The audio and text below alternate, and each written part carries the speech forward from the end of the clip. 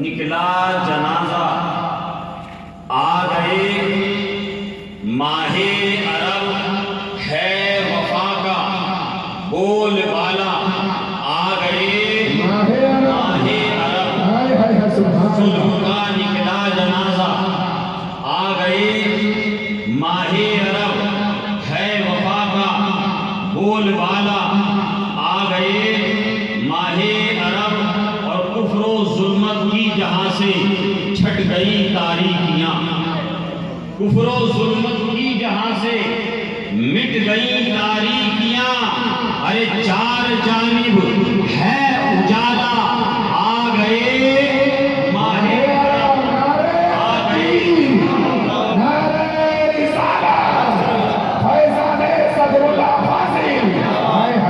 چار جانب ہے اجالا آ گئے ماہ عرب اور آپ نے سنا ہے نثار تیری چہل پہل پر ہزاروں عیدیں ربیع الاول سوائے ابلیس کے جہاں میں سبھی تو خوشیاں منا رہے ہیں سبھی تو خوشیاں منا رہے ہیں ملاحظہ فرمائیں یہ سارے عالم میں خوشی تھی اور ابلیس سے لڑی مانی صاحب سارے عالم میں خوشی تھی سارے عالم میں خوشی تھی اور ابلیس سے لڑی ارے سر پٹک کر رو رہا تھا آ گئے ماہ عرب سر پٹک کر رو رہا تھا آ گئے ماہ عرب ارے سبز جھنڈے بلبلے سدرا نصب کرنے لگے سبز جھنڈے آپ نے اپنے گھروں میں جھنڈے لگائے تھے لگائے ہیں نا آپ سنیے کہ سبز جھنڈے بلبلے سدرا نصب کرنے لگے ارے پاکے حکم رب کعبہ آ گئے ماہ عرب پاکے حکم رب کعبہ آ گئے ماہ عرب ارے ہو گئی مظلومیت کی انتہا اس دہر میں ہو گئی مظلومیت کی انتہا اس دہر میں ارے فضل ہے سر پر خدا کا آ گئے ماہ عرب ہے وفا کا بول بالا آ گئے ماہ عرب ظلم کا نکلا جنازہ آ گئے ماہ عرب ارے بے کسوں کے لب پہ ہے خوشیوں بھرا نغمہ یہی بے کسوں کے لب پہ ہے خوشیوں بھرا نغمہ یہی ارے بن کے ہم سب کے سہارا آ گئے ماہ عرب بن کے ہم سب کے سہارا آ گئے ماہ عرب ظلم کا نکلا جنازہ آ گئے ماہ عرب ہے وفا کا بول بالا آ گئے ماہ عرب جھوم کے درود پاک کا نذرانہ پیش کریں اللہم صلی علی سیدنا مولانا محمد بارک وسلم صلاۃ و سلام علیک یا رسول اللہ صلی اللہ علیہ وسلم ایک مرتبہ اور نبی اور آل نبی پر درود پاک پڑھیں مولانا محمد بارک وسلم صلاۃ و سلام علیک یا رسول اللہ یا حبیب اللہ یا نبی اللہ صلی اللہ علیہ وسلم حضرات اللہ تبارک و تعالی ارشاد فرماتا ہے رب تبارک و تعالی ارشاد فرماتا ہے لقد من اللہ علی المؤمنین اذ بعث فیہم رسولا بے شک اللہ نے احسان کیا مومنین پر کہ انہی میں سے ایک رسول بھیجا اللہ کا احسان مومنین پر ہے کس پر ہے کس پر ہے میں اردو بول رہا ہوں آپ کو سمجھنے میں دقت تو نہیں ہو رہی ہے اس کے علاوہ مجھے دوسری زبان میں نہیں ہے اگر ہوگی بھی تو معذرت کے ساتھ تھوڑا سا آپ یہ رشتہ محبت کچھ اس طرح نبھے گا کہ تم قدم بڑھاؤ کچھ ہم قدم بڑھاؤ. احسان ہے مومنین پر، اللہ کا احسان ہے مومنین پر. آج پتھرا کنڈی کے غیور مسلمانوں نے اپنے آقا کے میلاد کا یہ جشن منایا،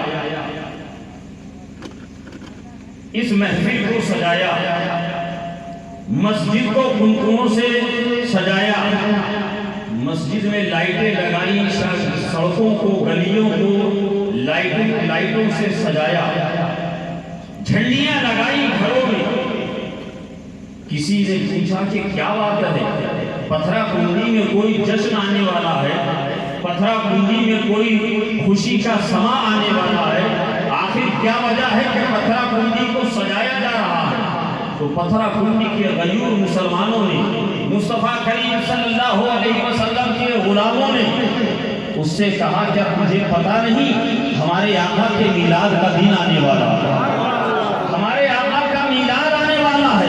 ارے کیوں نہ خوشیاں منائیں، کیوں نہ ہم اس پر جشن منائیں، کیوں نہ ہم اس میں راستوں کو سجائیں، کیوں نہ ہم مسجد میں لائٹیں لگائیں، کیوں نہ گھروں پہ جھنڈے نصب کریں، کیوں نہ سڑکوں کو صاف کریں، کیوں نہ گھروں کی غلاظتوں کو دور کریں.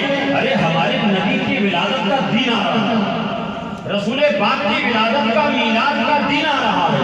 ارے ہم جب آپ اور ہم جب میلاد کی محفل کا انعقاد کرتے ہیں، نبی کے میلاد کا دن آتا ہے، نبی کے میلاد کا وقت آتا ہے، ولادت مصطفیٰ کا جب وقت آتا ہے، ماہ ربیع النور شریف کا مہینہ آتا ہے، جب وہ تاریخیں قریب آتی ہیں، ہم اپنے محلوں کو سجانا شروع کر دیتے ہیں، گھروں میں جھنڈیاں لگانا شروع کر دیتے ہیں، مکانوں میں لائٹیں لگانا شروع کر دیتے ہیں، گلی اور دیواروں کو سجانا شروع کر دیتے ہیں. ارے یہ تو ہم کئی دن پہلے کرتے ہیں، ہم نے 4 دن پہلے سے اہتمام کیا، ہم نے 10 دن پہلے سے انتظام کیا، ہم نے 15 دن پہلے سے اس کا امام صاحب نے اعلان کیا.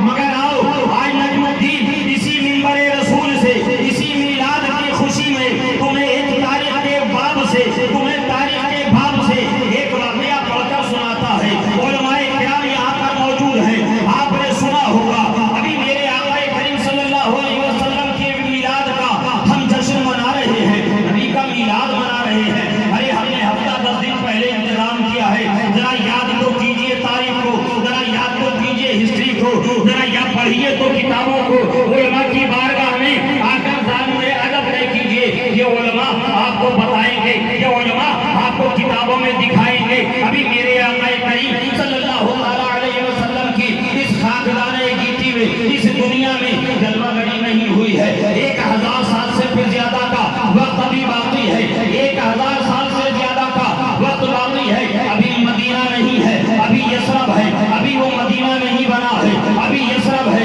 ایک بادشاہ اپنے لشکر کے ساتھ، اپنے سپاہیوں کے ساتھ، اپنے تاج و تخت اور اپنی پوری سینا کے ساتھ دورے پر نکلا ہوا ہے، تو گشت کر رہا ہے، ملکوں کی سیر کر رہا ہے. اس کے ساتھ سپاہی ہیں، اس کے ساتھ ہتھیار ہیں، اس کے پاس لڑنے کے سامان ہیں، اس کے پاس کھانے کی چیزیں ہیں، اس کے پاس پینے کے مشروبات ہیں. اسی جماعت میں اس کے پاس پرانے زمانے میں، اس زمانے میں اس کے دور کے 500 علماء کا ایک وفد بھی ہے. بڑا نیک بادشاہ تھا، بڑا رحم دل بادشاہ تھا. تاریخ میں بڑے پیارے ناموں سے اس کو یاد کیا ہے، بڑے پیارے القابات سے اس کو یاد کیا ہے.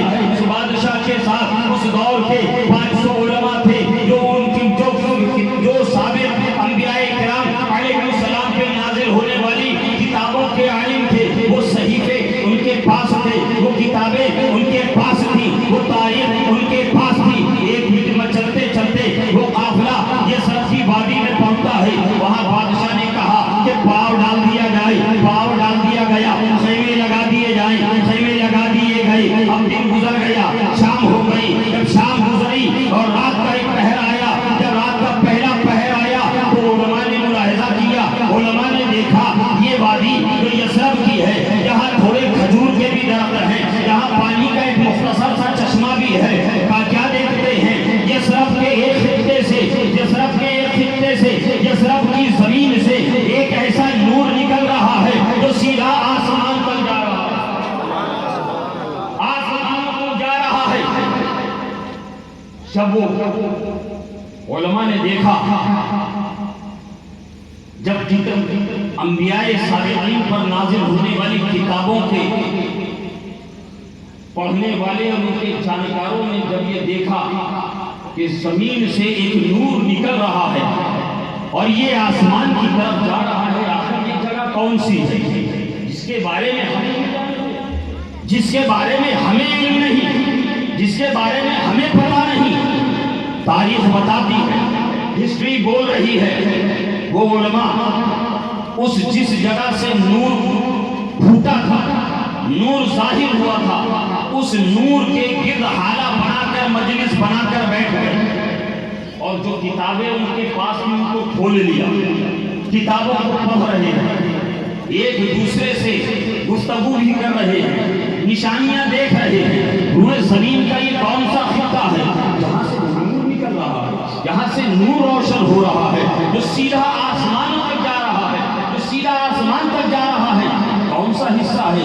علماء نے تحقیق کرنا شروع کر دیا، ریسرچ کرنا شروع کر دیا، اور ریسرچ کرنے کے بعد ایک دوسرے سے سوال کرنا شروع کر دیا، ایک دوسرے کا رد سوالوں پر کرنا شروع کر دیا، آخر میں اس نتیجے پر پہنچے، یہ فیصلہ کیا اور یہ کہنے پر مجبور ہو گئے، ارے لوگوں، ارے یہ کوئی اور زمین نہیں ہے بلکہ یہ وہ خطہ ہے روئے زمین کا جس جگہ نبی آخری الزمان آخری نبی مکے کو چھوڑ کر اس جگہ پر آ کر، اس جگہ پہ آ کر قیام فرمائیں گے۔ ارے یہ جو یثرب کی وادی ہے، یہ جو یثرب کا خطہ ہے، یہ یثرب کا خطہ نہیں رہے گا بلکہ مدینہ بن جائے گا، سبحان اللہ، سبحان اللہ، مدینہ بن جائے گا۔ علماء نے متفقہ طور پر یہ فیصلہ کیا، سیمینار میں یہ پاس ہو گیا کہ ہم کل صبح کی سورج کی پہلی کرن کے نمودار ہوتے ہی بادشاہی وقت کے پاس جا کر یہ عریضہ پیش کریں گے، بادشاہ سلامت، اب اگر آپ یہاں سے اپنا قافلہ وفد لے کر اپنی سینا کو، لشکر کو لے کر جانا چاہتے ہیں تو بخوشی چلے جائیے، مگر اب ہم یہاں سے جانے والے نہیں، اب ہم اس خطے کو چھوڑ کے جانے والے نہیں ہیں۔ اے مسلمانوں، پتھرا کنڈی کے غیور مسلمانوں، آپ نبی کا میلاد مناتے ہیں، میلاد منانے کا اہتمام کہاں سے ہو رہا ہے؟ ملاحظہ فرمائیے، صبح کی سورج کی جب پہلی کرن نمودار ہوئی، سورج کی روشنی پھیلی ہے، اجالا پھیلا ہے، بادشاہ کے دربار، بادشاہ کا دربار لگا ہے، علماء نے جا کر کہا ہے، اے بادشاہ سلامت، اگر آپ یہاں سے جانا چاہتے ہیں بخوشی چلے جائیے، آپ جانا چاہتے ہیں سینا کو لے کے جانا چاہتے ہیں آپ چلے جائیے، لشکر کو لے کے جانا چاہتے ہیں آپ لے کر چلے جائیے، مگر اے بادشاہ سلامت، ہم نے یہ فیصلہ کیا ہے، ہم یہ جتنے بھی علماء آپ کو دکھائی دے رہے ہیں، آپ کو جتنے بھی یہ علماء دکھائی دے رہے ہیں، ہم نے یہ فیصلہ کیا ہے، ہم اس جگہ پر رہیں گے، ہم یہیں پر قیام کریں گے، ہم یہیں پر رہیں گے، حتیٰ کہ ہماری زندگیاں ختم ہو جائیں گی، ہم یہیں پہ دفن ہو جائیں گے۔ بادشاہ نے کہا، کل تک تو ایسا کوئی وچار نہیں تھا، کل تک تو ایسا کوئی نظریہ نہیں تھا، کل تک تو کوئی ایسی بات نہیں تھی، آخر کیا بات ہے؟ رات بھر میں ایسا کیا ہو گیا کہ تم لوگوں نے اپنا فیصلہ بدل لیا؟ ہمیشہ میرے ہمراہ رہے ہو، ہمیشہ شہر میں میرے ساتھ رہے ہو، بڑے شاندار اور خوبصورت مناظر کی جگہوں سے تم نے دیکھا ہے، بڑی تم نے وادیاں دیکھی ہیں، بڑے خوبصورت تم نے علاقے دیکھے ہیں، کبھی تم نے ایسا اظہار نہیں کیا، کبھی اپنی خواہشوں کا ایسا اظہار نہیں کیا، آخر کیا بات ہے جو تم یہاں پر رکنا چاہتے ہو؟ کیا مجھے نہیں بتاؤ گے؟ کیا تم مجھے نہیں جانکاری دو گے؟ انہوں نے کہا کہ بادشاہ سلامت، اگر آپ جاننا چاہتے ہیں، اگر آپ سننا چاہتے ہیں تو سنیں، ہم نے کل رات میں اس زمین کے خطے سے، یثرب کی زمین سے ایک نور کو نکلتے ہوئے، ایک نور کو دیکھا جہاں سے روشن ہوا اور سیدھا آسمان سے جا لگا، سیدھا آسمان سے جا لگا۔ جب ہم نے پرانی کتابوں میں دیکھا، جب ہم نے اپنی کتابوں میں پڑھا، جب ہم نے اس پر ریسرچ کی، جب ہم نے اس پر تحقیق کی، جب ہم نے اس پر گفتگو کری تو ہمیں پتہ چلا کہ خطہ وہی ہے جہاں آخری نبی تشریف لائیں گے، جہاں آخری پیغمبر تشریف لائیں گے، باعث تخلیق کائنات تشریف لائیں گے۔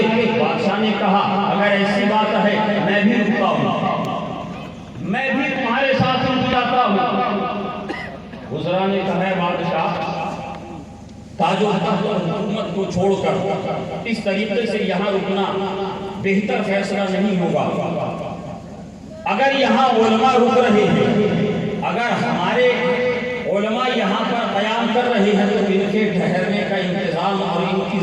سامان کا انتظام کرا دیا جائے. جب یہاں نبی آخر الزمان کی بعثت ہوگی اور اگر آپ وہ زمانہ پائیں تو یہ علماء آپ کو اطلاع دیں کہ آپ ان کی بارگاہ میں ضرور حاضری دیجیے. کہا کہ بات اچھی ہے. ان تمام 500 علماء کے لیے بادشاہ نے حکم دیا کہ ایک گھر سارے علماء کے لیے یہاں پر بنا دیا جائے. ضرورت کی ساری چیزیں ان کو وہاں مہیا کرا دی گئی اور ایک مکان ایک گھر بنایا گیا اور ایک خط لکھا, ایک پیغام لکھا. کس نے؟ بادشاہ نے. اس کے نام پر؟ ہمارے اور آپ کے آقا کے نام پر. ابھی رسول پاک صلی اللہ علیہ وسلم کی جلوہ گری نہیں ہوئی ہے. 1000 سال سے زیادہ کا وقت باقی ہے. بادشاہ نے نبی پاک صلی اللہ علیہ وسلم کی میلاد کی خوشی میں 500 علماء کی ضیافت کا انتظام کیا. اگر آپ نے آج 1 درجن علماء پتھرا کنڈی میں بلا کر ان کی ضیافت کر لیا تو آپ نے کوئی بہت بڑا کام نہ کیا. اور یہ تو غلامان مصطفیٰ کا اور نبی کے عاشقوں کا یہ دستور رہا ہے کہ وہ نائبین مصطفیٰ کی, انبیاء کے وہ وارثین کی ہمیشہ خدمت کرتے ہیں. بادشاہ وقت نے ان کے لیے مکان کا انتظام کیا اور ایک عالی شان مکان رسول پاک صلی اللہ علیہ وسلم کے قیام گاہ کے لیے, آقا کے قیام فرمانے کے لیے سارے ساز و سامان کے ساتھ بنا کر تیار کر دیا. ایک تحریر, ایک خط بادشاہ نے لکھا حضور کے نام اور وہ خط اپنے علماء کو دے دیا. کہا اے میری قوم کے علماء, اے میرے قوم کے رہبروں, اے میری قوم کی رہبری کرنے والوں, یہ میں پیغام اور یہ خط اور یہ امانت تمہیں دے کر جا رہا ہوں. اگر تمہاری زندگی میں وہ نبی آخر الزمان مبعوث فرما دیے جائیں, بعثت ہو جائیں, وہ تشریف لے آئیں تو یہ خط اور یہ مکان میری طرف سے ان کی بارگاہ میں پیش کر دینا. یہ سبحان اللہ, پیش کر دینا. اگر وہ تمہارے زمانے میں تم ان کا زمانہ نہ پاؤ تو اپنی اولادوں کو اس کی وصیت کر دینا کہ میرے نام سے میرا یہ خط آگے آقا کی بارگاہ میں پہنچا دو. اگر وہ بھی زمانہ نہ پائیں, اگر وہ بھی نبی آخر الزمان کا زمانہ نہ پائیں تو وہ اپنی اولادوں کو, اور وہ اپنی اولادوں کو حتیٰ کہ یہ سلسلہ جب تک چلتا رہے, جب تک نبی آخر الزمان یہاں پر تشریف نہ لیا. زمانہ گزرا, دن گزرے, مہینے اور سال بیت گئے. میرے آقا کریم صلی اللہ علیہ وسلم نے 1000 سال کے بعد مکے میں جلوہ گری فرمائی. حضرت آمنہ کے یہاں میرے آقا کی ولادت ہوئی ہے. 40 سال کی شریف میں اعلان نبوت فرمایا ہے. اعلان نبوت فرمانے کے بعد مکے کے لوگوں کا میرے نبی پر اتیاچار بڑھ گیا, میرے نبی پر ظلم بڑھ گیا, میرے نبی پر ظلم ہونے لگا. حتیٰ کہ رب تبارک و تعالیٰ نے اپنے حبیب کو یہ حکم دیا, اے پیارے اب آپ مکے کو چھوڑیے, اب آپ عزیزوں کو چھوڑیے, اب آپ کعبے کو چھوڑیے, اب آپ اپنے اقربا کو چھوڑیے اور یہاں سے ہجرت فرما کر مدینے چلے جائیے. آپ مدینے تشریف لے جائیے. میرے آقا چلے, حضرت ابو بکر صدیق ہیں, حضرت عامر بن مہیرہ ہیں, چلے جا رہے ہیں. دن گزرے, ہفتے گزر گئے. جب میرے آقا کریم صلی اللہ علیہ وسلم کے آنے کی خبر مدینے کے لوگوں کو پہنچی, مدینے کے عشاق کو پہنچی کہ رسول پاک صلی اللہ علیہ وسلم مدینے میں تشریف لا رہے ہیں. آج آپ کے یہاں جلوس میلاد النبی نکلا کہ نہیں؟ آج آپ کے یہاں جلوس نکلا. الحمدللہ جہاں جہاں سنی صحیح العقیدہ جنتی مسلمان رہتے ہیں وہاں وہاں یہ عمل ہوتا ہے اور انشاءاللہ قیامت تک ہوتا ہے. یہ جلوس آقا کے میلاد پر جو کہتے ہیں نا کہ کہاں لکھا ہے، صحابہ نے کیا ہو تو بتاؤ، عمل صحابہ سے ثابت ہو تو بتاؤ، قرآن میں ہو تو بتاؤ، حدیث میں اس کا ذکر ہو تو بتاؤ، ان کو یہ ضرور پڑھ کر سنا دینا، ورنہ اگر ریکارڈنگ ہو کے دکھا دینا۔ مدینے کے لوگوں کو خبر ملی کہ حضور تشریف لا رہے ہیں مدینے میں، ابھی یثرب ہے، مدینہ نہیں بنا۔ مدینے کے بچے، مدینے کے بوڑھے، مدینے کی بچیاں، مدینے کی خواتین اپنے گھروں کی چھتوں پر، جن کی چھتیں پکی تھی، مضبوط تھی، گھروں کی چھتوں پر چڑھ گئے۔ جوان بوڑھے ضعیف یثرب کی وادی کے باہر آ کر ایک ایسے مقام پر کھڑے ہو گئے جو مدینے اور یثرب کو آنے والے راستے سے فاصلے پر اور اونچائی پر موجود تھا، جہاں سے ہر آنے جانے والے پر بغور نظر رکھی جا سکتی، آنے جانے والوں کو دیکھا جا سکتا تھا۔ مدینے کے لوگوں نے دیکھا کہ چند لوگوں پر مختصر سا قافلہ چلا رہا ہے، گرد و غبار مسافروں کی نظر آ رہی ہے۔ بچیوں نے دوڑ کر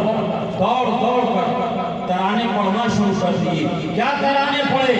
تاریخ بتاتی ہے، علماء نے بیان کیا ہے، مورخین روایت کرتے ہیں، مدینے کی بچیاں اپنی زبان سے یہ عرض کر رہی تھی، طلع البدر علینا من ثنیات الوداع وجب الشکر علینا ما دعا للہ داعی۔ نبی تشریف لا رہے ہیں، ترانے گائے جا رہے ہیں، مصطفیٰ آ رہے ہیں، لوگ جلوس کی شکل میں استقبال کے لیے نکل پڑے ہیں۔ میرے آقا کریم صلی اللہ علیہ وسلم نے جب لوگوں کا یہ عشق دیکھا، لوگوں کی یہ محبتیں دیکھی، لوگوں کا یہ پیار دیکھا، کوئی کہہ رہا ہے حضور ہمارے گھر تشریف لے چلیے، کوئی کہہ رہا ہے آقا ہمارے یہاں تشریف لے چلیے، کوئی کہہ رہا ہے نبی ہمارے یہاں تشریف رکھیں گے۔ میرے آقا کریم صلی اللہ علیہ وسلم نے ملاحظہ فرمایا، ہر کوئی چاہتا ہے کہ میں ان کا مہمان بنوں، اگر میں ایک کے گھر پہ جاتا ہوں دوسرے سے دل کو تکلیف پہنچے گی، دوسرے کا دل ٹوٹ جائے گا۔ ارے یہ وہ نبی ہیں جو دل توڑنے نہیں بلکہ ٹوٹے ہوئے دلوں کو جوڑنے آئے ہیں، یہ وہ رسول ہیں جو بے کسوں کا سہارا ہے، یہ وہ رسول ہیں جو غم کے ماروں کا دعویٰ ہے، یہ وہ رسول ہیں جو اللہ کے حبیب ہیں، یہ وہ رسول ہیں جو باعث تخلیق کائنات ہیں، یہ وہ رسول ہیں جو سراپا رحمت ہیں، یہ تو رحمت للعالمین بن کر تشریف لائے ہیں، دلوں کو توڑنے کے لیے نہیں آئے ہیں، یہ تو دلوں کو جو ٹوٹے ہوئے دلوں کو جوڑنے کے لیے آئے ہیں۔ میرے آقا نے ملاحظہ فرمایا، ہر کوئی یہ مطالبہ کر رہا ہے، ہر کوئی یہی خواہش کا اظہار کر رہا ہے، آقا ہمارے یہاں تشریف لے چلے، آقا ہمارے یہاں قیام کرے۔ آقا کریم صلی اللہ علیہ وسلم نے ارشاد فرمایا، گھبرانے کی ضرورت نہیں ہے، پریشان ہونے کی ضرورت نہیں ہے،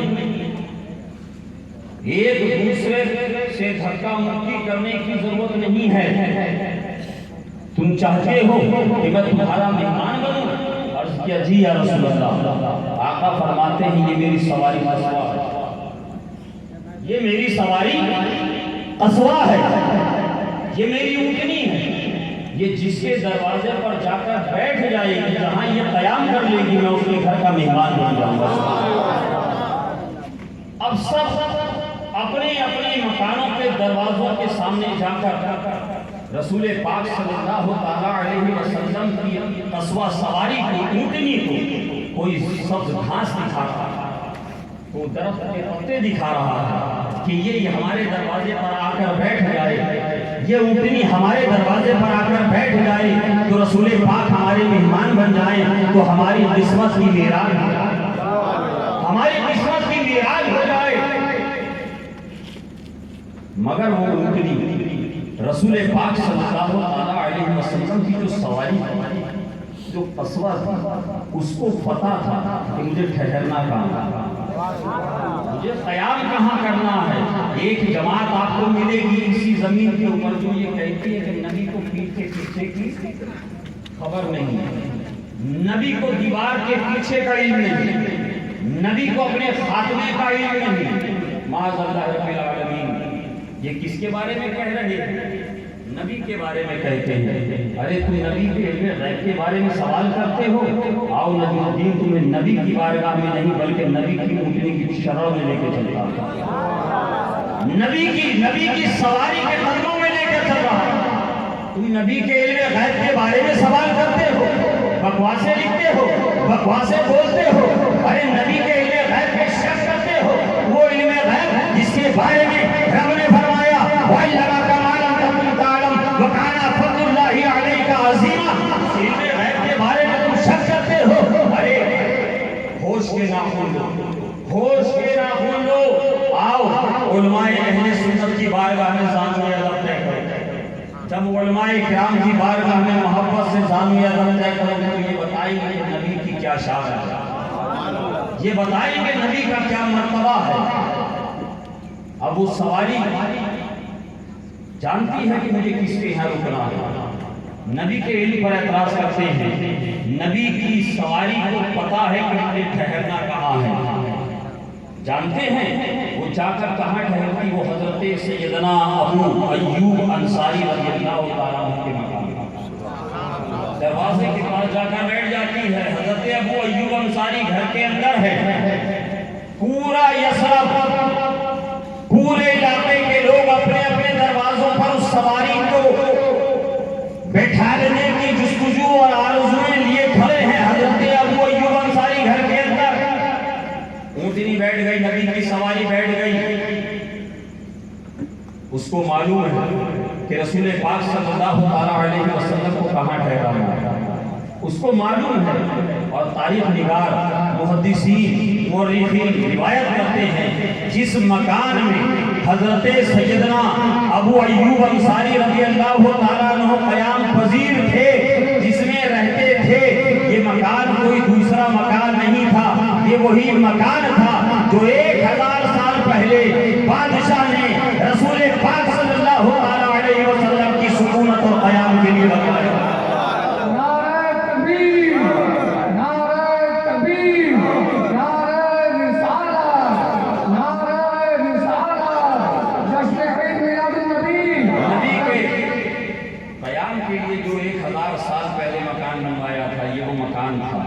آقا مکان میں تشریف لاتے ہیں، حضرت ابو ایوب انصاری دوڑ کر آقا کا استقبال کرتے ہیں، بستر بچھاتے ہیں، کھجوریں پیش کرتے ہیں۔ آقا فرماتے ہیں ابو ایوب یہ کھجوریں نہیں چاہیے، یہ کھجوریں بعد میں لانا، یہ استقبال بعد میں کرنا، پہلے میری امانت تو مجھے دو،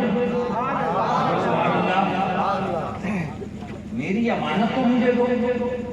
حضرت ابو ایوب انصاری کے ذہن سے یہ بات نکل رہی تھی کہ میرے اجداد نے جو ورثے میں مجھے ایک امانت سونپی ہے حضور کے لیے، وہ امانت میرے مکان میں ایک بکسے میں تالا لگی ہوئی رکھی ہے۔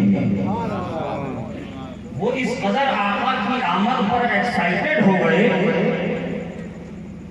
وہ رسول پاک صلی اللہ علیہ وسلم کی آمد پر اس قدر خوش ہو گئے کہ ان کے ذہن سے یہ بات نکل گئی جب آقا نے یہ ارشاد فرمایا کہ اے ابو ایوب میری امانت تو مجھے لاؤ، میری امانت تو مجھے دو۔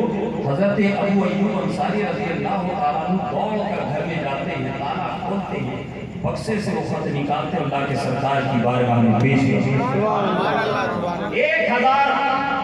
1450 سال پہلے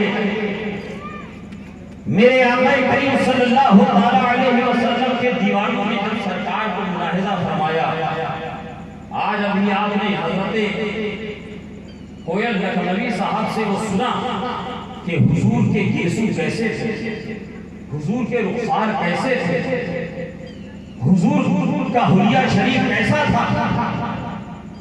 آج ہم بیان کرتے ہیں تو کچھ لوگ یہ سمجھتے ہیں کہ شاید یہ مبالغے سے کام ہو رہا ہے، مگر 1400 سال 1450 سال پہلے حضرت سیدنا حسان ابن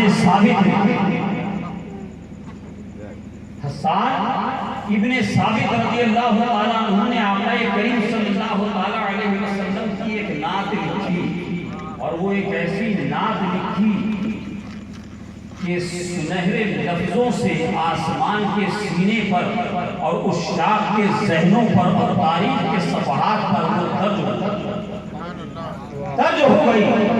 حضرت سیدنا حسان بن ثابت رضی اللہ تعالیٰ عنہ، اچھا سنیے، یہاں پر ابھی کوئل لکھنوی صاحب نے نعت آپ کو سنائی، یہاں پر سامعین کون ہیں؟ پتھرا کونی مسلمان، یہاں پر سامعین کون ہیں؟ سننے والے کون ہیں؟ یہ علماء کرام۔ مگر جب حضرت حسان نعت شریف پڑھتے تھے، جب حضرت حسان نعت شریف پڑھا کرتے تھے تو سامعین ہوا کرتے تھے صحابہ کرام، اور حضرت حسان کے ممبر کا انتخاب اور ممبر کا اہتمام کرواتے تھے خود ہمارے اور آپ کے پیارے خود رسول پاک صلی اللہ علیہ وسلم ممبر شریف کا اہتمام فرمایا کروایا کرتے تھے۔ حضرت حسان پڑھتے ہیں وَأَحْسَنُ مِنْكَ لَمْ تَرَ قَطُّ عَيْنِي، یا رسول اللہ، یا حبیب اللہ، اے آقا۔ اس کا ترجمہ بھی کرتا چلو ساتھی ساتھ تاکہ آسانی ہو سمجھنے میں۔ کیا ٹائم ہو رہا ہے؟ کیا گفتگو تمام کر دی جائے؟ ماشاءاللہ بہت سنجیدگی سے سننا، اگر بیچ بیچ میں حوصلہ افزائی کرتے رہے سبحان اللہ ہوگا۔ سبحان اللہ۔ حضرت سیدنا حسان بن ثابت رضی اللہ تعالیٰ عنہ فرماتے ہیں وَأَحْسَنُ مِنْكَ لَمْ تَرَ قَطُّ عَيْنِي، یا رسول اللہ صلی اللہ علیہ وسلم، میری آنکھوں نے آپ سے زیادہ حسین کسی کو نہیں ہے۔ وَأَجْمَلُ مِنْكَ لَمْ تَلِدِ النِّسَاءُ، یا رسول اللہ یہ آنکھیں دیکھتی بھی کیسے کہ کسی ماں نے آپ سے حسین کسی کو پیدا ہی نہیں، کسی ماں نے آپ سے حسین جنا ہی نہیں۔ خلقت مبرأ من کل عیب، یا رسول اللہ آپ کو آپ کے رب نے ہر عیب، ہر نقص، ہر کمی سے پاک اور منزہ پیدا فرمایا۔ خلقت مبرأ من کل عیب فَأَنَّكَ خُلِقْتَ كَمَا تَشَاءُ، یا رسول اللہ گویا آپ کو آپ کے رب نے ایسا پیدا کیا ہے، آپ کو ایسا بنایا ہے جیسا آپ چاہتے تھے، جیسا آپ چاہتے تھے۔ یہ کون کہہ رہا ہے؟ یہ کیا صاحب کی شاعری ہے؟ اگر یہ کوئی کہے خلقت مبرأ من کل عیب کانک خلقت کما تشاء، اگر کوئی یہ نظریہ رکھے پیش کرے آج، آپ کہیے گا کہ صاحب آپ نے تو بڑے بڑے مبالغے سے کام لے لیا کہ یا رسول اللہ آپ کو آپ کے رب نے ایسا بنایا جیسا کہ آپ چاہتے تھے۔ اس کا مطلب یہی ہے، علماء کی توجہ چاہتا ہوں، یہ حضرت حسان بن ثابت کی شاعری، ان کا تخیل، ان کا عقیدہ، ان کا نظریہ، ان کے تصورات ہیں جو آج نہیں، آج کے لوگوں کے درمیان نہیں، بلکہ خود رسول پاک صلی اللہ علیہ وسلم کی بارگاہ میں سرکار خود بنفسِ نفیس تشریف فرما ہے، یہ پیش کر رہے ہیں کہ یا رسول اللہ آپ کو آپ کے رب نے ایسا بنایا ہے، ایسا بنایا ہے گویا جیسے آپ چاہتے تھے۔ اگر یہاں پر مجھے اجازت دی جائے، نجم الدین کو پہلے دے دیا جائے کہ اس مصرے کی توضیح، اس مصرے کی تشریح میں اپنے لفظوں میں کچھ کر دوں، میں بیان کر دوں تو گویا حضرت حسان یہ بیان کر رہے ہیں، یہ کہنا چاہ رہے ہیں کہ یا رسول اللہ آپ کو آپ کے رب نے کما تشاء، آپ کے رب نے آپ کو ایسا بنایا جیسا آپ چاہتے تھے۔ اور نجم الدین اس کو اس انداز میں بیان کرے گا کہ یا رسول اللہ، اللہ تبارک و تعالی خالق کائنات ہے، اس نے زمین و آسمان کو بنایا، ایسا بنایا جیسا وہ چاہتا تھا، ایسا بنایا، آسمان کو بلندی دی، آسمان کو ایسا بنایا جیسا رب چاہتا تھا،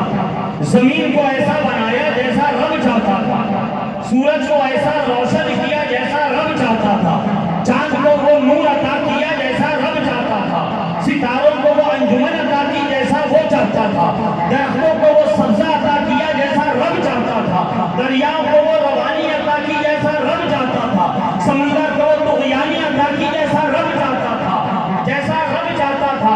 کائنات عالم کی ہر شے کو لفظ کن سے رب نے پیدا کیا اور ایسا پیدا کیا جیسا رب چاہتا تھا۔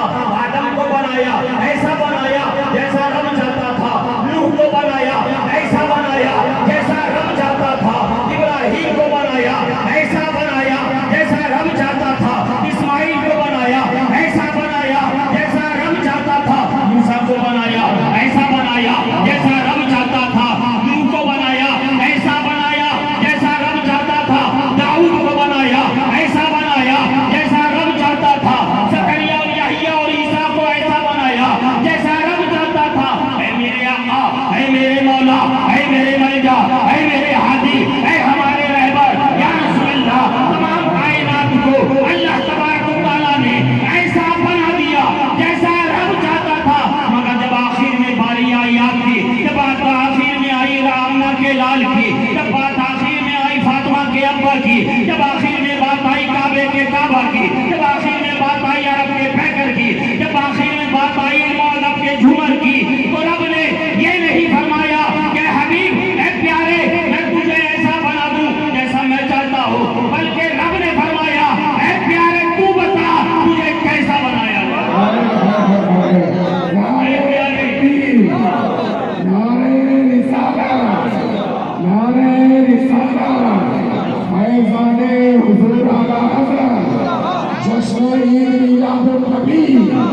جشن عید میلاد النبی، سرکار کی آمد، مولا کی آمد، ملجا کی آمد، حضور کی آمد۔ ذرا زور سے بولو، ذرا اونچا بولو، ذرا پھر سے بولو، نعرہ تکبیر، نعرہ رسالت۔ 1450 سال پہلے حضرت حسان نے یقین کیا کانک قد خلقت کما تشاء۔ جب 14 صدیوں کے بعد ہندوستان میں کاشف پیدا ہوتا ہے، جب پہلی کی زمین پر یہ عاشق کی نظر حضرت حسان کے اس مصرے پر پڑتی ہے تو وہ یوں عرضگزار ہوتا ہے، یا رسول اللہ خدا کی رضا چاہتے ہیں دو عالم، خدا کی رضا چاہتے ہیں دو عالم، ارے خدا چاہتا ہے رضائے، خدا چاہتا ہے۔ یا رسول اللہ آپ کو آپ کے رب نے ایسا بنایا جیسا آپ چاہتے تھے، گویا جیسا آپ چاہتے تھے۔ رب نے پوچھا ہوگا ذرا عالم تصور میں جائیے، اپنے تصورات کو رسول پاک صلی اللہ علیہ وسلم کی بارگاہ کی تحریر سے، بارگاہ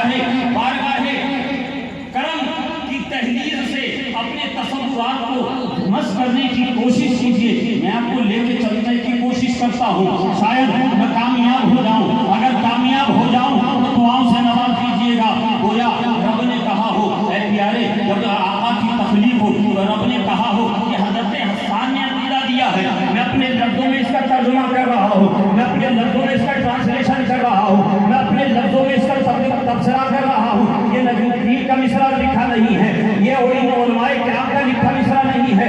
حضرت حسان فرماتے ہیں جب رب نے آقا کی پیشانی مبارک کو بنانے کا ارادہ کیا ہوگا تو پوچھا ہوگا اے پیارے بتا تیری پیشانی کیسی بناؤں، تیری پیشانی کیسی بناؤں؟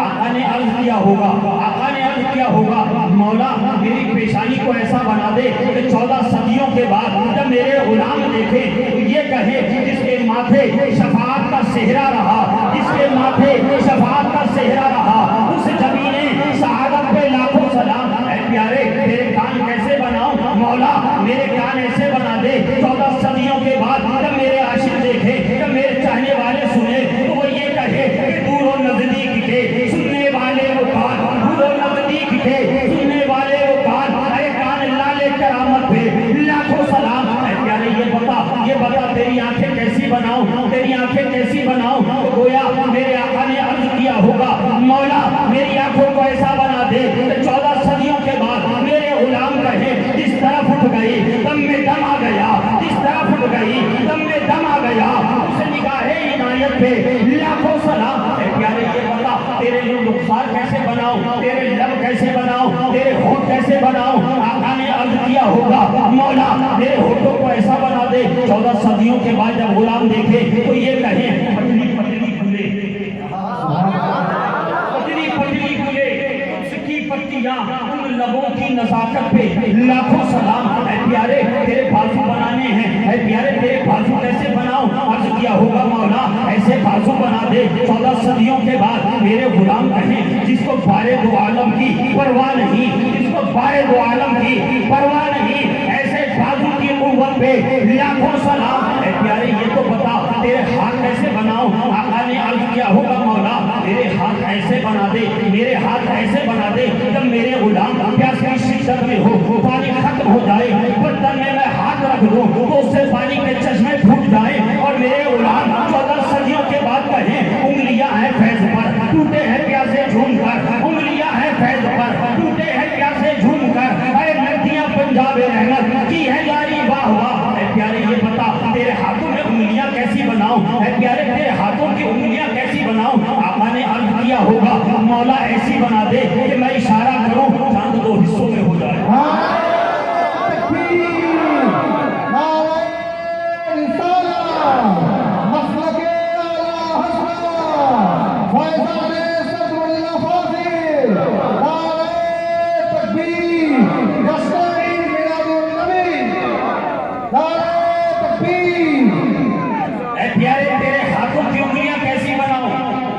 مولا ایسی بنا دے کہ جب میں اشارہ کروں تو چاند 2 حصوں میں بٹ جائے۔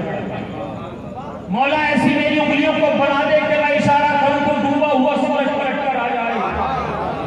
اے حبیب تیرا شکم تیرا سینہ کیسا بناؤں؟ اے محبوب تیرا سینہ کیسا بناؤں؟ مولا ایسا بنا دے جو تو خود اپنی کتاب میں کہے الم نشرح لک صدرک۔ اے حبیب یہ بتا تیرا شکم کیسا بناؤں، پیٹ کیسا بناؤں؟ آقا فرماتے ہوں گے اے مولا میرا پیٹ ایسا بنا دے 14 صدیوں کے بعد جب میرے غلام دیکھیں تو یہ عرض کریں اور یوں کہیں کل جہاں مل کر اور چوتھی روٹی غذا، کل جہاں مل کر اور چوتھی روٹی غذا، اے اس شکم کی قناعت پہ لاکھوں سلام۔ اے پیارے یہ بتا تیرے قدموں کو کیسا بناؤں؟ اے پیارے تیرے قدموں کو کیسا بناؤں؟ تیرے پیروں کو کیسا بناؤں؟ مصطفیٰ نے عرض کی ہوگی مولا میرے قدموں کو ایسا بنا دے کھڑا ہوں مسلے پہ اور ہاتھ بڑھا دوں تو جنت کے خوشوں کو انگور کے گچھوں کو اپنے ہاتھوں میں۔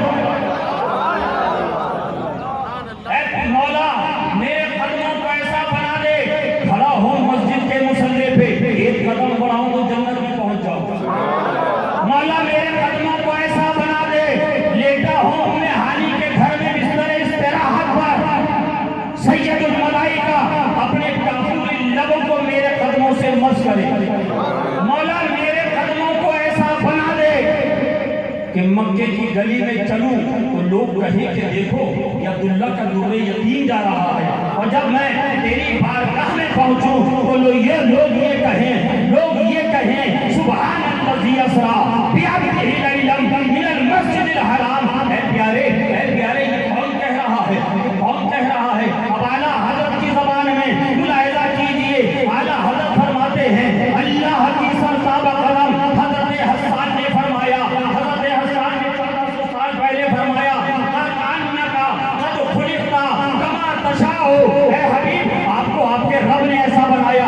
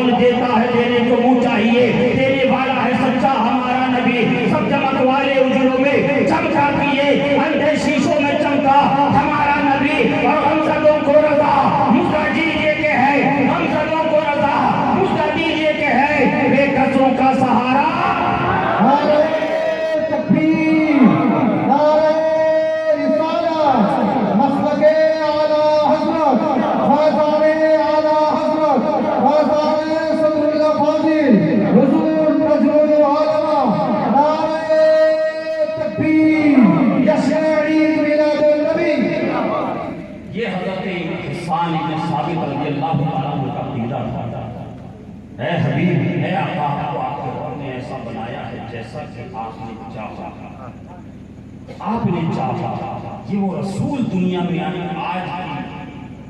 آج کا جو مبارک دن تھا، پوری دنیا میں اسی کے اس کا اہتمام، اس کا جشن منایا جاتا ہے کہ اس دن ہمارے اور آپ کے پیارے آقا اس دنیا میں تشریف لائے۔ آپ جانتے ہیں، آپ کو معلوم ہے کہ میرے آقا کی بعثت سے پہلے اور میرے آقا کے بعثت کے بعد اس دنیا میں بڑے بڑے انقلاب آئے ہیں، بڑے بڑے انقلاب لانے والی شخصیتیں بھی آئی ہیں۔ تاریخ کا مطالعہ کرنے والے اور ہسٹری کے اسٹوڈنٹس جو ہیں وہ اس بات کو بخوبی جانتے ہیں کہ جتنی بھی انقلابی شخصیات اس دنیا میں آئی ہیں، چاہے وہ سیاسی ہو، چاہے وہ سماجی ہو، چاہے وہ ملک گیر سطح پر ہو، چاہے وہ عالمگیر سطح پر ہو، ان کا لایا ہوا ریگولیشن، ان کا لایا ہوا انقلاب، ان کی لائی ہوئی تحریک ان کے سامنے تک تو بحسن و خوبی چلتی ہے، مگر جب وہ اس دنیا سے چلے جاتے ہیں تو وہ تحریک اور اس تحریک سے جڑے ہوئے لوگ آہستہ آہستہ اس کے ضابطے اور اس کے قوانین کے منحرف ہو جاتے ہیں، ان کو توڑنے والے ہو جاتے ہیں۔ پتہ یہ چلتا ہے تحریک لانے والے، انقلاب رونما کرنے والے شخصیتوں کے بعد کچھ دنوں، کچھ مہینوں یا کچھ سالوں کے بعد ان کے لائے ہوئے انقلاب کا دنیا میں سوائے تاریخ کے صفحات پر کہیں نشان نہیں ملتا۔ آپ جانتے ہیں میرے آقا کریم صلی اللہ تعالیٰ علیہ وسلم ایک انقلاب نہیں لائے، میرے آقا ایک ایسا انقلاب لے کر آئے ہیں، آقا کریم صلی اللہ تعالیٰ علیہ وسلم بھی ایک انقلاب لائے ہیں۔ آپ جانتے ہیں جب میرے آقا نے مکہ معظمہ کو چھوڑا ہے، عزیزوں کو چھوڑا ہے، اقربا کو چھوڑا ہے، اپنے پیاروں کو چھوڑا ہے، مدینے میں تشریف لائے ہیں، تو وہ انقلاب صرف مدینے کے لوگوں کا انقلاب نہیں تھا، وہ صرف خطہ عرب کا انقلاب نہیں تھا، بلکہ وہ ایک عالمگیر سطح کا انقلاب تھا۔ نبی وہ ریگولیشن لے کر آئے، وہ پورا عالمگیر سطح کا ریگولیشن تھا۔ دیکھتے دیکھتے جو ریگولیشن میرے آقا لے کر آئے، اس ریگولیشن کی، اس انقلاب کی ایک جھلک یہ ملاحظہ سب کرتے چلے۔ اس دور میں، جس دور میں آقا کریم صلی اللہ تعالیٰ علیہ وسلم کی بعثت ہوئی ہے، وہاں پر بچیوں کو زندہ درگور کیا جاتا تھا، وہاں بچیوں کو زندہ دفن کر دیا جاتا تھا، وہاں بچیوں کا پیدا ہونا باعث توحید سمجھا جاتا تھا۔ بچیاں پیدا ہوتی تھی جن کے گھروں میں، وہ یہ سوچتے تھے کل کو ہمیں داماد لانا پڑے گا۔ لفظ داماد ان کی نظروں میں اور ان کے سماج میں ایک بڑی بھدی گالی کی شکل اختیار کیے ہوئے تھا۔ ان کو بیٹیوں سے بڑی نفرت تھی، ان کو بیٹیوں کے نام سے بڑی چڑ تھی، ان کو بیٹیوں کے وجود سے بڑی دشمنی تھی۔ ان کو ایسا لگتا تھا کہ بیٹی کا پیدا ہونا ہمارے لیے دنیا میں رسوائی اور ذلیل ہونے کا اس سے بڑا دوسرا سبب نہیں ہو سکتا۔ یہ کب کی بات ہے؟ یہ زمانہ جاہلیت کی بات ہے، ایسے دور کی بات ہے، ایسے وقت کی بات ہے جہاں عورتوں کو بازاروں میں بیچا جاتا تھا، جہاں ماں کو بازاروں میں لے جا کر بیٹے بیچ دیا کرتے تھے، جہاں پر شوہروں کے مرنے کے بعد اندھے کنویں میں ان کی پتنیوں کو اندھے کنویں میں ڈال دیا جاتا تھا، چتاؤں پہ بٹھا کے ستی بنا دیا جاتا تھا۔ یہ اس دور کی بات ہے جہاں بچیوں کو زندہ درگور کر دیا جاتا تھا۔ اس دور میں آقا کریم صلی اللہ تعالیٰ علیہ وسلم کا یہ فرمانا کہ میری بیٹی فاطمہ، کہیے سبحان اللہ، میری بیٹی میرے جگر کا ٹکڑا، میرے جگر کا ٹکڑا ہے۔ اس سماج میں، اس معاشرے میں، جس سماج اور معاشرے میں بیٹی کو گالی سے زیادہ ذلیل سمجھا جاتا تھا، ان لوگوں کے درمیان بیٹی کو یہ درجہ دینا، یہ میرے آقا کریم صلی اللہ تعالیٰ علیہ وسلم کا لفظی جہاد ہے۔ ان کی فکروں کے ساتھ، ان کے نظریات کے ساتھ، یہ وہی لوگ ہیں جن کے یہاں بیٹیاں پیدا ہونا بہت بڑا جرم تصور کیا جاتا تھا، مگر جب آقا کریم صلی اللہ علیہ وسلم کی صحبت اختیار کی، اللہ تبارک و تعالیٰ نے ان کے مقدر میں ہدایت لکھی۔ ایک دن ممبر شریف پہ آقا تشریف فرما ہے، آقا کریم صلی اللہ تعالیٰ علیہ وسلم نے ارشاد فرمایا، اے لوگو، کیا میں تمہیں کہ جس نے 2 بیٹیوں کی پرورش کری، اچھے سے پرورش کری، ان کو پروان چڑھایا، ان کی تربیت اچھی کری اور پھر ان کی شادی کر کے ان کو رخصت کر دیا، کل قیامت کے دن وہ جنت میں ایسے رہے گا۔ صحابہ بیان کرتے ہیں، محدثین روایت کرتے ہیں، آقا کریم صلی اللہ علیہ وسلم نے شہادت کی انگلی اٹھائی، فرمایا وہ جنت میں میرے ساتھ ایسے رہے گا جیسے شہادت کی انگلی کے ساتھ والی انگلی،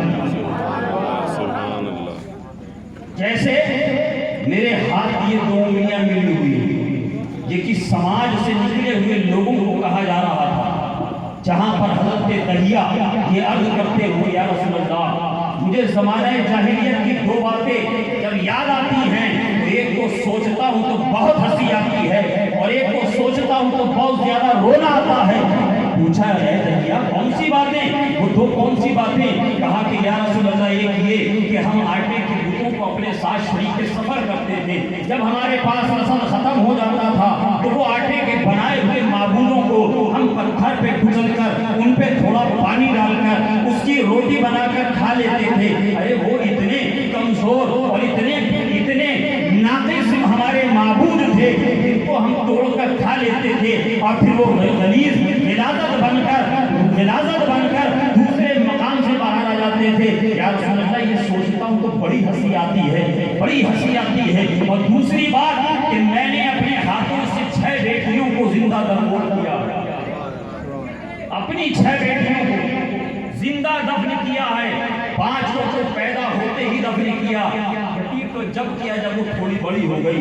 ایسے لوگوں کے درمیان آقا کا یہ فرمانا، آقا کریم سے اب وہ صاحب ایمان ہو گئے، اب وہ ایمان لے آئے ہیں، پریورتن آقا نے کیسا انقلاب ان کے درمیان رونما کیا ہے، ان کے اندر کیسا انقلاب برپا کیا ہے کہ تاریخ میں جتنے بھی ریولیشن لانے والی شخصیات ہیں انہوں نے مادی طاقتوں پر بھروسہ کیا، انہوں نے ظاہر پر بھروسہ کیا، مگر آقا کریم صلی اللہ علیہ وسلم کا لائے ہوا ریولیشن ایسا ریولیشن اور انقلاب تھا کہ آقا کریم صلی اللہ علیہ وسلم نے مادی طاقتوں پر بھروسہ نہیں کیا، ظاہر کو بدلنے کے لیے نہیں کیا، بلکہ آقا کریم صلی اللہ علیہ وسلم نے اپنے لوگوں اپنے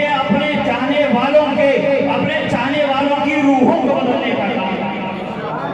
جب روح بدل جاتی ہے نظریہ بدل جاتا ہے، جب روح بدل جاتی ہے فکریں بدل جاتی ہیں، جب روح بدل جاتی ہے اندر بدل جاتا ہے تو باہر بھی سمجھ جاتا ہے۔ آقا کا ارشاد فرمانا وہ جنت میں ایسے رہے گا جیسے میرے ہاتھ کی 2 انگلیاں۔